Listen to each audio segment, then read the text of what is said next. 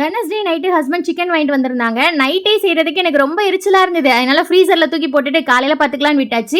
இன்னைக்கு கொஞ்சம் புதுசாக பண்ணலாம் அப்படின்னு நினச்சிருந்தேன். அதாவது இந்த க்ரீன் சிக்கன், ஹரியாலி சிக்கன்லாம் சொல்கிறாங்க இல்லையா, அந்த மாதிரி பண்ணலாம் அப்படின்னு தான் நினச்சிருந்தேன். ஏன்னா இந்த சிக்கன், மட்டன் இதிலெல்லாம் புதுசாக எனக்கு ட்ரை பண்ண ரொம்ப பிடிக்கும். ஏன்னா அதை எப்படி பண்ணாலுமே அதோடைய டேஸ்ட் ரொம்ப சூப்பராக வந்துடும். ஆனால் அதே இது இந்த ரசம், சாம்பார் இதெல்லாம் பார்த்தீங்கன்னா நம்ம அம்மா சொன்ன மாதிரியே போயிடணும். இல்லை அப்படின்னா அதில் புதுசாக ஏதாவது ட்ரை பண்ண அப்படின்னா கண்டிப்பாக சொதப்ப தான் செய்யும். அது இல்லாமல் அது நல்லா வயிறு ஃபுல்லாக சாப்பிட்ட மாதிரியே இருக்காது.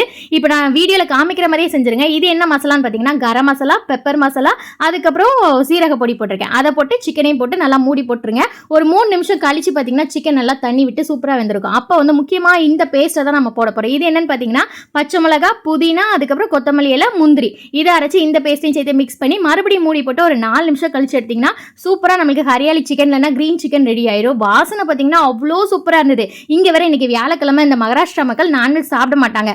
கண்டிப்பாக எல்லாரும் நினச்சிருப்பாங்க, சே வியாழக்கிழமை அதுமா யாருடா நான்வெஜ் சாப்பிட்றது அப்படி சொல்லிட்டு. நம்ம அதுக்கெல்லாம் கவலைப்படுற ஆள் கிடையாது. ஏன்னா நமக்கு வந்து அந்த மாதிரி எந்த ரூலும் கிடையாது. நம்ம எப்போனாலும் என்னன்னாலும் சாப்பிட்டுக்கலாம். இதுக்கு அப்படியே ரசம் தான் வச்சிருந்தேன். அப்படியே ஹஸ்பண்டுக்கு சூப்பராக பேக் பண்ணி கொடுத்தாச்சு.